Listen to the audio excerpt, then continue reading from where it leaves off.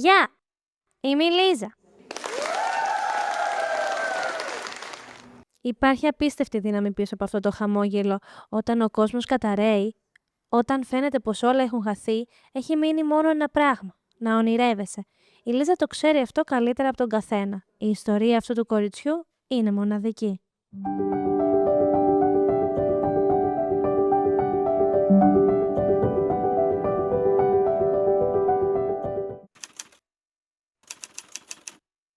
Πώς συνέβη? Στην πρώτη τάξη η Λίζα έπεσε και χτύπησε τη δεξιά της κνήμη. Εντάξει, το πόδι της φυσικά πονούσε. Αλλά τίποτα σοβαρό. Αν χτυπήσεις το πόδι σου, τότε πονάει. Δεν σκεφτήκαμε καν ότι θα μπορούσε να έχει κάτι σοβαρό. Οι γιατροί νόμιζαν ότι η Λίζα είχε οστεομιελίτιδα και της έδωσαν θεραπεία. Αλλά το πόδι της συνεχίζει να πονάει. Η Λίζα και η μητέρα της επισκεπτόταν χειρουργούς και τραυματολόγους. Επισκέπτονταν αυτούς τους γιατρούς ξανά και ξανά. Και αυτό συνεχίστηκε για ένα χρόνο μέχρι που αποφάσισαν να μεταφέρουν τη Λίζα στο Περιφερειακό Κλινικό Νοσοκομείο. Κατά την εισαγωγή της εκεί, οι γιατροί έκαναν παράξενες ερωτήσεις και για κάποιο λόγο κάλεσαν τον διευθυντή του χειρουργικού τμήματος. Έφερε μαζί της και άλλους χειρούργους. Γιατί τόσοι πολλοί γιατροί για μια τόσο συνηθισμένη διάγνωση? Έδιωξα μακριά τις κακές σκέψεις και απλά απάντησα σε όλες τις ερωτήσεις των γιατρών. Η Λίζα νοσηλεύτηκε στο χειρουργικό τμήμα, έχοντας προηγουμένως κάνει αξονική τομογραφία με σκιαγραφικό. Κάθε μέρα από το πρωί μέχρι το βράδυ ήλπιζα και προσευχόμουν και ζητούσα από το Θεό βοήθεια, εξηλαίωση για όλα όσα συνέβαιναν. Το βασικό για μένα εκείνη την εποχή ήταν τα αποτελέσματα της μελέτης που δεν έδειξαν την ύπαρξη κακοήθους όγκου. Την 7η Δεκεμβρίου του 2021 στις 6:30 το κινητό χτύπησε. Ένας άγνωστος αριθμός, η Μαρία απάντησε στο τηλέφωνο. Μαρία Βλαντιμίρνοβα. Είμαι η Ειρήνη Μιχαήλοβνα, διευθύντρια του χειρουργικού τμήματος. Μου έστειλαν τα αποτελέσματα της βιοψίας της Λίζας. Είναι σάρκωμα Ewing. Πρέπει να μεταβείτε στο νοσοκομείο. Αύριο στις 8 το πρωί, εσείς και η Λίζα θα μεταφερθείτε στο ογκολογικό τμήμα. Πρέπει να ξεκινήσετε τη θεραπεία. Άμεσα. Η Λίζα διαγνώστηκε με σάρκωμα Ewing. Συνήθως όταν το οστό έχει υποστεί βλάβη, τα μακριά οστά είναι αυτά που τραυματίζονται πιο συχνά, όπως και στην περίπτωση της Λίζας. Καθώς και η βλάβη στη λεκάνη, στους σπονδύλους ή στα πλευρά είναι πολύ πιθανά. Συνήθως οι ασθενείς είναι έφηβοι. Τα αγόρια επηρεάζονται συχνότερα από τα κορίτσια. Τα κύρια συμπτώματα είναι πόνο στην περιοχή των προσβλεβλημένων οστών ή πρίξιμο, απώλεια όρεξης, μείωση βάρους και πυρετός. Υψηλός πυρετός. Συχνά το σάρκωμα Ewing διαγιγνώσκεται αργά, επειδή οι γονείς συνδέουν τον πόνο του παιδιού με πρίξιμο στα άκρα ή με κάποιο τραυματισμό ή κάποια πλεγμονώδη διαδικασία και απευθύνονται σε παιδεογκολογικό τμήμα αρκετά αργά. Μερικές φορές ο Κύριος θέλει να φέρει θεραπεία στην ψυχή. Μέσα από τη θεραπεία του σώματος, ο Κύριος δεν δίνει θεραπεία σε όλους. Αλλά σε όσους γνωρίζουν ότι, μέσα από τη θεραπεία του, η ψυχή τους θα ανοίξει ακόμα περισσότερο. Θα μπορούν να γνωρίσουν ακόμα καλύτερα το Θεό, να γνωρίσουν την αγάπη Του για εμάς.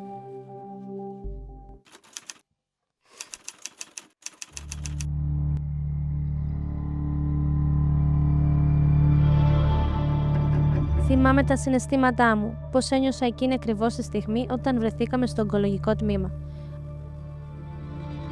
Όχι, δεν μπορώ καν να εκφράσω τα συναισθήματά μου. Δεν μπορώ καν να εξηγήσω. Θεός φυλάξει. Όταν έμαθα ότι η Λίζα ήταν άρρωστη, ήμουν σε τεράστιο σοκ. Άρχισα να κλαίω. Ήμουν πραγματικά σε μεγάλο σοκ. Φοβόμουν για τη Λίζα. Η μεγαλύτερη αδερφή μου. Ήμουν σε εξοχικό όταν έμαθα ότι ήταν άρρωστη. Φοβήθηκα όταν έμαθα για την αρρώστια. Στις 8 το πρωί, στις 8 Δεκεμβρίου, ήμουν ήδη στο κατόφλι του Περιφερειακού Παιδιατρικού Νοσοκομείου. Ένιωθα να αρρωσταίνω, τόσο πολύ φοβόμουν, δεν κοιμήθηκα. Το πρώτο άτομο που συνάντησα στο παιδεολογικό τμήμα ήταν μία ψυχολόγος. Μου είπε, θα περάσουν 1-2 μέρες. Κλάψε σαν να είναι η τελευταία σου φορά. Ούρλιαξε. Κάνε ό,τι θες, αλλά όχι μπροστά στο παιδί. Και μόλις περάσουν αυτές οι 2 μέρες, μόνο χαμόγελο, χαρά και θετικότητα. Και αυτό είναι το 90% της επιτυχίας. Και αμέσως πες στη Λίζα από τι είναι άρρωστη. Μην τον κρύβεις. Αν κάποιος καλοπροαίρετος από το τμήμα της το πει, εκεί θα κατακαιρματιστούν τα συναισθήματα του παιδιού. Η θεραπεία ξεκίνησε με μία συζήτηση με τη Λίζα. Συγκεντρώνοντας όλη τη δύναμή της σε μία γροθιά, η μαμά είπε στη Λίζα ό,τι είχε. Ένα όγκο στο πόδι της και ότι θα υποβληθεί άμεσα σε θεραπεία. Η Λίζα ρώτησε ήρεμα: «Μόνο στο πόδι μου?»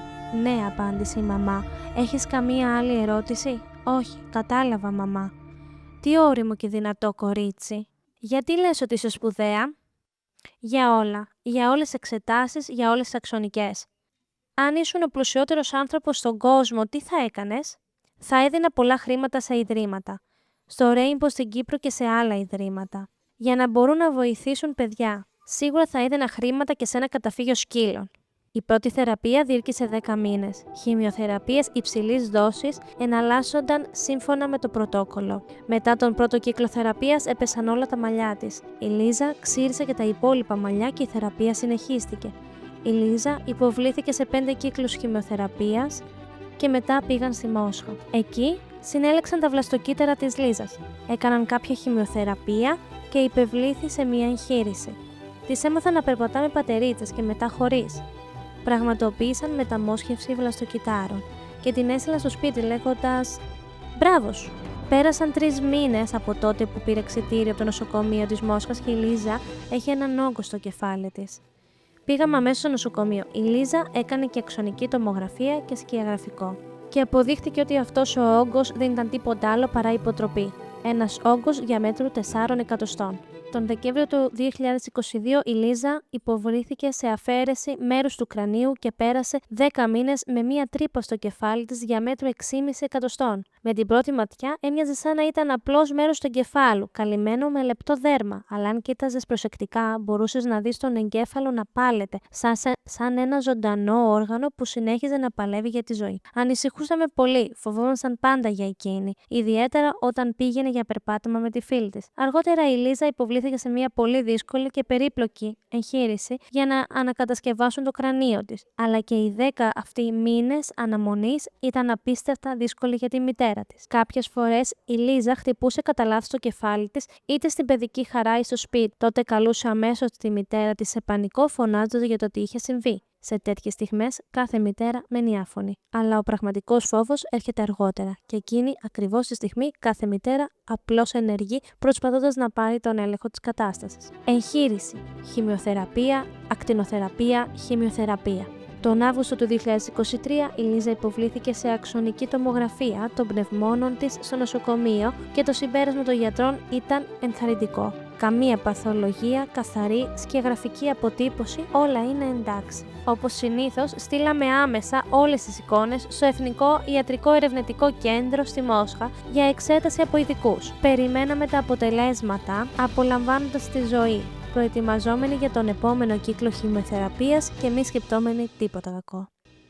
Ήταν Παρασκευή βράδυ όταν πήγα στο γραμματοκιβώτιο και είδα μια επιστολή από τους ακτινολόγους του κέντρου, περιμένοντας να δω το ίδιο συμπέρασμα που έδωσαν οι γιατροί της περιοχής μας, αλλά όταν το άνοιξα δεν ήταν έτσι. Στην έκθεση αναφέρονταν μία βλάβη στον αριστερό πνεύμονα. Είναι δύσκολο να περιγράψω με λόγια τι περνούσε από το μυαλό μου εκείνη τη στιγμή. Νομίζω ότι όλοι άκουσαν την κραυγή μου. Ούρλιαξα από απόγνωση, από αίσθημα αδυναμίας. Τι να κάνω, ποιον να καλέσω, σε ποιον να απευθυνθώ. Φυσικά όλους όσους ήταν στη λίστα, επιβίωση ασθενών με εντοπισμένο σάρκωμα Ewing. Είναι περίπου 70%. Σε περίπτωση μεταστατικών μορφών, τότε η επιβίωση μειώνεται στο 30%, αλλά σε κάθε περίπτωση η πρόγνωση εξαρτάται από το που εντοπίζεται ο όγκος και την ανταπόκριση στη χημειοθεραπεία. Επικοινώνησα με τον ογκολόγο μας. Μουρμούρισα ή ούρλιαξα κάτι ακατανόητο. Της είπα για την επιστολή που έλαβα και εκείνη αμέσως έπιασε δουλειά. Με τη σειρά της, η γιατρός επικοινώνησε αμέσως με τους ειδικούς στη Μόσχα. Στο τέλος αποφάσισαν. Αρχικά δώσαμε δείγμα μυελού των οστών και στη συνέχεια πηγαίνουμε επειγόντως στο Τιούμεν για μια διαδικασία PET scan. Όταν ένα άτομο μαθαίνει τη διάγνωση, είναι φυσικά ένα σοκ, όχι μόνο για το παιδί, αλλά για ολόκληρη την οικογένεια. Γιατί όταν ένα παιδί αρρωσταίνει, όλη η οικογένεια αρρωσταίνει. Πρώτα απ' όλα, από πλευράς γιατρού, είναι η ειλικρίνεια προς τους γονείς και τους εφήβους. Οι έφηβοι νιώθουν τα πάντα. Δεν μπορείς να τους πεις ψέματα. Είναι σαν μικροί ενήλικες. Ο πιο σημαντικός στόχος του γιατρού πιθανότατα είναι να βρει εκείνο το ίδιο νήμα, τη γέφυρα, ώστε ο έφηβος να έχει εμπιστοσύνη ή να αρχίσει να εμπιστεύεται. Η εμπειρία από τέτοιες περιπτώσεις έδειξε ότι οι έφηβοι θα πρέπει να ενημερώνονται για τις διαγνώσεις τους. Αγαπούν τη διαφάνεια. Τους αρέσει όταν τους μιλούν σαν ενήλικες. Τα αποτελέσματα της PET scan επιβεβαίωσαν την παρουσία μιας βλάβης στο πνεύμονα, αλλά μόνο εκεί. Αυτά ήταν τα καλά νέα. Τόσο οι θρήσκοι όσο και οι άθρησκοι περνούν από διάφορες δοκιμασίες της ζωής, ασθένειες και δυσκολίες. Αλλά ποια είναι η διαφορά ανάμεσα σε έναν πιστό και σε έναν άπιστο? Ένας άπιστος αρχίζει να γκρινιάζει, να αντιδρά, αρχίζει να αντιστέκεται και η κατάσταση χειροτερεύει. Αν ένα άτομο οδηγηθεί στην αυτοχειρία. Όταν ένα άτομο θέλει να αποφύγει τα προβλήματα, θέλει να ξεφύγει από αυτές τις δυσκολίες, πιστεύοντας ότι έτσι θα ανακουφίσει τους πόνους και θα ξεφύγει από αυτήν τη δυσάρεστη κατάσταση.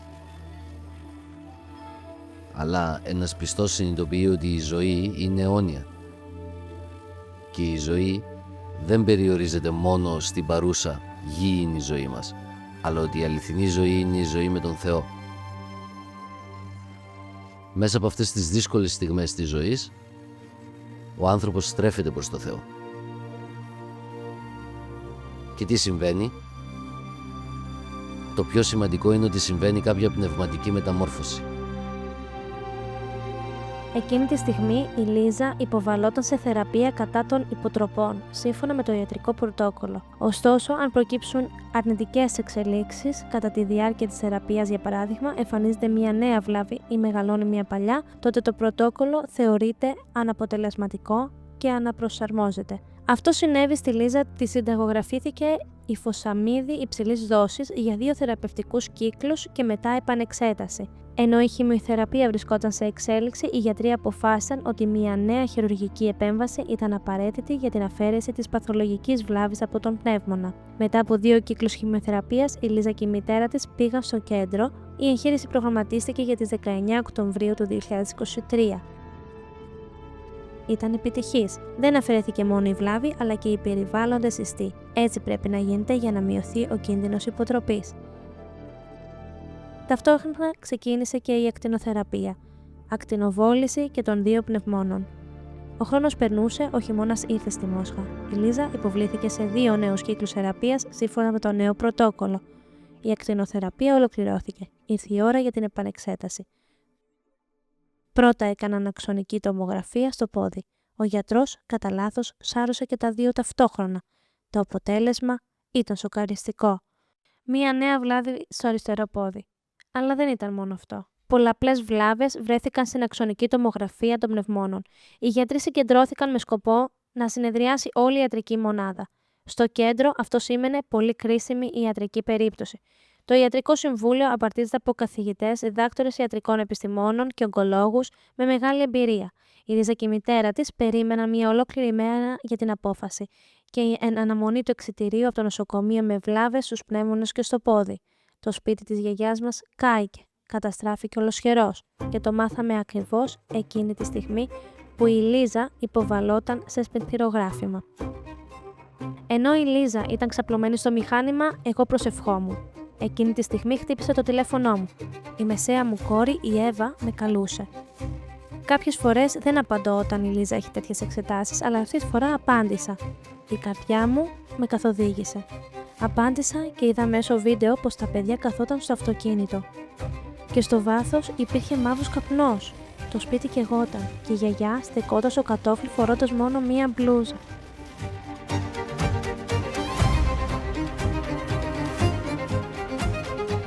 Αν και δεν ήμουν κοντά, είχα την οσμή του καμένου στη μύτη μου για άλλες 2 εβδομάδες. Ειλικρινά, δεν μπορώ ούτε να το περιγράψω. Μετά από αυτό, λάβαμε τα αποτελέσματα των εξετάσεων, που ανέφεραν ότι η Λίζα είχε πολλαπλές μεταστάσεις στους πνεύμονες. Και μετά από αυτό, μας συνταγογράφησαν την Κύπρο.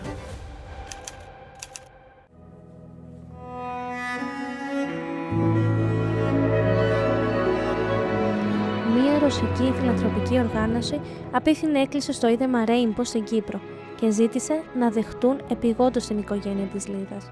Όταν φτάσαμε στο νησί δεν ήξερα πώς να ζήσω και τι να κάνω. Βλάβες, πνεύμονες, οστά, ένα καμένο σπίτι. Λοιπόν, διακοπές σκεφτήκαμε καθώς πετούσαμε προς το νησί. Λοιπόν, να η θάλασσα, να και η βίλα. Και όταν φεύγαμε, συνεχίζαμε να λέμε άνθρωποι, συναισθήματα.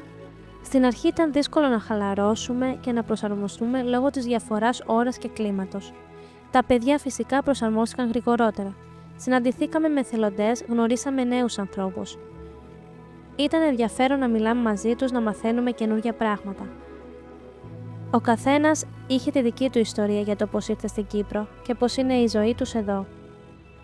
Έχουμε και τη δική μας ιστορία και όλοι την ξέρουν, αλλά οι άνθρωποι έχουν διαφορετικές ιστορίες και είναι πολλές. Η Λίζα αγκάλιαζε έναν ξεχωριστά. Ευχαριστούμε όλους για τη βοήθειά τους και την ευκαιρία να είναι εκεί. Και δεν μπορούσα να πιστέψω ότι ήμασταν εδώ, τώρα στην Κύπρο. Μετά από χρόνια νοσηλείας στο νοσοκομείο και έναν συγκεκριμένο κοινωνικό κύκλο, ήταν εκπληκτικό. Να βρεθείς σε έναν εντελώς διαφορετικό περιβάλλον. Φαινόταν ότι η οικογένεια της Λίζας ξέφευγε από το νοσοκομιακό περιβάλλον, αναπνέοντας ζωή, γεμίζοντας ενέργεια, όμορφες σκέψεις, πίστη και ελπίδα. 14 ημέρες επικοινωνίας, αγάπη, προσευχές, ανακαλύψεις, αλλαγή, φροντίδα και προσοχή. Ήταν δύσκολο να το φανταστεί κανείς. Πόσο σημαντικό θα ήταν αυτό το ταξίδι στη ζωή αυτής της οικογένειας. Η Μίλα είναι μια αληθινή κινητήρια δύναμη. Αν υπάρχει φως σε αυτό το υπέροχο νησί, 24 ώρες το 24ωρο, 7 μέρες τη βδομάδα. Πιθανότητα οφείλεται στην αστήρευτη ενέργειά της, στην αγάπη της για τη ζωή και για όσους είναι γύρω της, την αγάπη της για τη δημιουργία και την καλοσύνη της. Είναι μεγαλόψυχη και καλόκαρδη. Η Νατάσα είναι κοινή λογική. Συγκεντρώνει με δεξιοτεχνία όλα τα συναισθήματα και τις αισθήσεις μαζί. Τα συστηματοποιεί, τα ταξινομεί και ξέρει ακριβώς πώς να κάνει τα πάντα για τους φίλους της. Πιστεύω στη θεωρία ότι τα άλογα βοηθούν επίσης στη θεραπεία του καρκίνου. Θα ήθελα να συνεργαστώ με την κυβέρνηση, με χορηγούς για να λειτουργήσουμε ένα τέτοιο κέντρο, ώστε τα άλογα να μπορούν να λειτουργούν θεραπευτικά και να βοηθούν τους ανθρώπους με καρκίνο. Η Τζούλια μου έδειξε πόσο σημαντικό είναι να είσαι σε αρμονία με τον εαυτό σου. Μπορούσε αμέσως να καταλάβει αν είσαι ένας αγχώδης άνθρωπος ή όχι. Και έχει φίλους που τη βοηθούν. Αυτοί είναι τα άλογα. Τα άλογα είναι πολύ καλά στο να καταλαβαίνουν τους ανθρώπους και να μην έρχονται σε επαφή με ένα άτομο που το μυαλό του είναι μπερδεμένο, όπως συνέβαινε με εμένα. Αντίθετα, όλα τα άλογα ήρθαν αμέσως σε επαφή με τη Λίζα. Δεν πάω ποτέ να θαυμάζω το κορίτσι μου, το μοναδικό κορίτσι. Και ποιος θα μπορούσε να δείξει καθαρά ότι όλα είναι δυνατά σε αυτή τη ζωή? Ποιος αγγίζοντας οποιοδήποτε δημιουργικό θέμα θα το ζωντάνευε αμέσως? Ποιος δίδαξε να βλέπεις ευκαιρίες, όχι δικαιολογίες? Ποιος περνάει τη ζωή γελώντας? Ποιος ρίχτηκε σαν χήμαρο με τεράστια αγάπη για τη δημιουργικότητα και αστήρευτη φαντασία όταν ήταν παιδί? Φυσικά ήταν η Μαριάννα. Πάντα πίστευα ότι ζούσα σε ένα βάλτο, στο βορρά, σε κάποιο είδος τρόμου. Συχνά έλεγα σε συζητήσεις με τη Μίλα ότι ήθελα να μετακομίσω, να αλλάξω περιβάλλον. Αλλά εκείνη πάντα έλεγε ότι πρέπει να ξεκινήσω από εμένα. Και άλλαξα τον εαυτό μου. Πραγματικά είδα ότι ο ίδιος αυτός βάλτος ήταν μέσα μου. Και κοίταξα τον τόπο όπου ζω με εντελώς διαφορετικό τρόπο. Και η ζωή έγινε πολύ καλύτερη. Και γύρισα σπίτι συνειδητοποιώντας πλήρως ότι όλα όσα συμβαίνουν πρέπει να γίνονται αποδεκτά. Όχι να αντιστέκεσαι, όχι να αποθείς, αλλά απλώς να αποδέχεσαι εσωτερικά όλα όσα συμβαίνουν.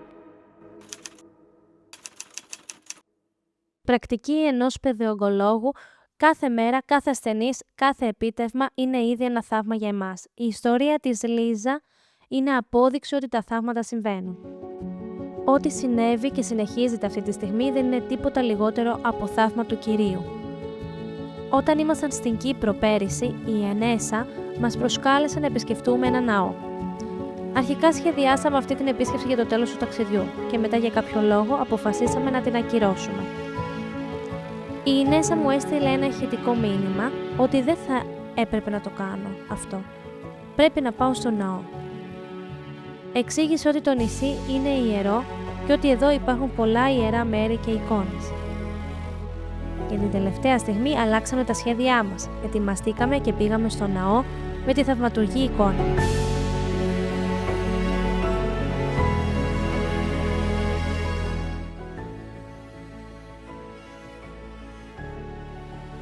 Η Λίζα προσευχήθηκε πρώτη, έπειτα και εμείς.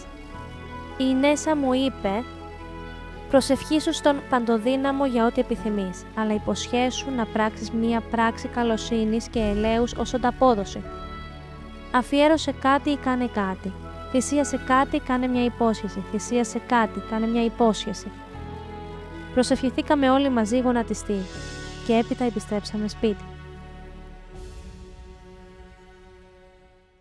Μόλις φτάσαμε σπίτι, η Λίζα είχε μία μεγάλη λίστα εξετάσεων. Στο Περιφερειακό Νοσοκομείο, πρώτη στη σειρά ήταν μία αξονική τομογραφία των οργάνων του θώρακα. Και ενώ προετοιμαζόταν τα αποτελέσματα των εξετάσεων, αποφάσισα να πάω στο κατάστημα να αγοράσω στη Λίζα μερικά γλυκίσματα. Ήθελα να την ηρεμήσω ώστε να μην είναι τόσο αγχωμένη περιμένοντας τα αποτελέσματα. Στη μέση της διαδρομής προς το κατάστημα έλαβα ένα μήνυμα από τον γιατρό. Έμεινα ήρεμη και προσευχόμουν πριν ανοίξω το μήνυμα. Άνοιξα το μήνυμα, την έκθεση της αξονικής τομογραφίας. Δεν ανιχνεύτηκε. Το ξαναδιάβασα αρκετές φορές. Δεν ανιχνεύτηκε. Όργανα του θώρακα χωρίς ορατή παθολογία, δεν ανιχνεύτηκαν περιοχές συσσόρευσης σκιαγραφικού. Πίστεψα ότι υπήρχε κάποιο λάθος. Έγραψα σε γιατρό και ρώτησα: «Και πού είναι οι μεταστάσεις μας?» Η γιατρός με τη σειρά της εξεπλάγει εξίσου όσο και η Μαρία και πήγε αμέσως στο τμήμα ακτινολογίας για να εξετάσει προσωπικά τα αποτελέσματα της εξέτασης μαζί με ένα ακόμη γιατρό. Ήταν ένα σοκ για εμάς, για να είμαι ειλικρινής. Θυμάμαι πόσο θλιμμένη ήταν η Λίζα πριν την Κύπρο, αυτό το νοσοκομιακό περιβάλλον και μετά την Κύπρο αυτά τα χαρούμενα μάτια και τα αποτελέσματα της επανεξέτασης μας έκαναν όλους χαρούμενους επίσης. Οι μεταστάσεις έχουν εξαφανιστεί και το κορίτσι βρίσκεται σε σταθερή κατάσταση.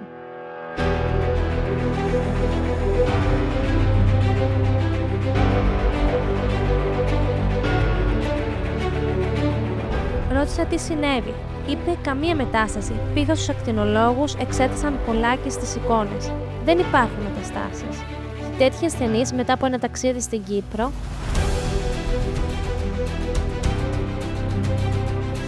η σκέψη για το ποιο ήταν το πιο σημαντικό πράγμα που θα έκανα στο σπαθόν είναι οι πιο εμπνευσμένοι και έτοιμοι να παλέψουν, καθώς η ζωή συνεχίζεται, συνεχίζουν να ζουν, αναπτύσσονται και διασκεδάζουν όπως τα συνηθισμένα παιδιά. Όσο για τη Λίζα, είναι μια πραγματική μαχήτρια. Από την αρχή, όταν αρρώστησε, ήρθε στο τμήμα μας. Ήταν εμφανές από μακριά πως πάλευε. Υπάρχουν παιδιά που είναι μαχητές από την αρχή, παρόλα τα τεστ και τις προβλέψεις. Καμιά φορά μου μαθαίνουν να αντιμετωπίζουμε τα πράγματα και να πιστεύουμε στα θαύματα. Το πιο σημαντικό για αυτούς τους ανθρώπους είναι η αγάπη, η φροντίδα και η στήριξη.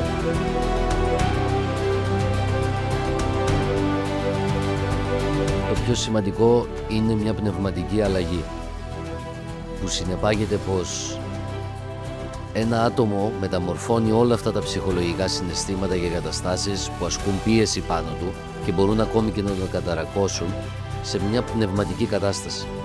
Για παράδειγμα, νιώθει πόνο στο σώμα του και διερωτάται: «Κύριε, δώσε μου υπομονή. Κύριε, δώσε μου δύναμη. Κύριε, χάρισέ μου δύναμη να το υπομείνω. Για χάρη σου. Υπέφερες στο σταυρό για χάρη μας και θα πάρω έστω ένα μικρό μερίδιο από τα βάσανα, για χάρη των αμαρτιών μου. Βοήθησέ με να υπομείνω, βοήθησέ με σε αυτή τη δοκιμασία». Και απευθυνόμενος στο Θεό νιώθει ανακούφιση. Αλλά το πιο σημαντικό, ο άνθρωπος πλημμυρίζει από Θεία Χάρη. Πλήθος ανθρώπων και κυρίως γιατροί, ακόμη και στη σύγχρονη εποχή, όταν αντικρίζουν ασθενείς πιστούς, μένουν έκπληκτοι από την ευλογημένη τους κατάσταση. Πώς είναι δυνατόν σε αυτήν την κατάσταση πάσχοντες από καρκίνο, ταλαιπωρημένοι από ποικίλες σοβαρές ασθένειες, να αφοσιώσουν τη σκέψη τους στους άλλους. Ένα γεμάτο εγωισμό και πάθη άτομο σκέφτεται κατά κύριο λόγο μόνο τον εαυτό του, για μια πιο άνετη και εύκολη ζωή. Όμως ο άνθρωπος της πίστης νιώθει αγάπη προς όλους, νιώθει αγάπη προς τους άλλους, και η αγάπη αυτή, όπου η αγάπη ταυτίζεται με το Θεό, χαρίζει παρηγοριά και ανακούφιση. Ο Κύριος δεν επιβάλλει δοκιμασίες στον άνθρωπο, πέραν των δυνατοτήτων του.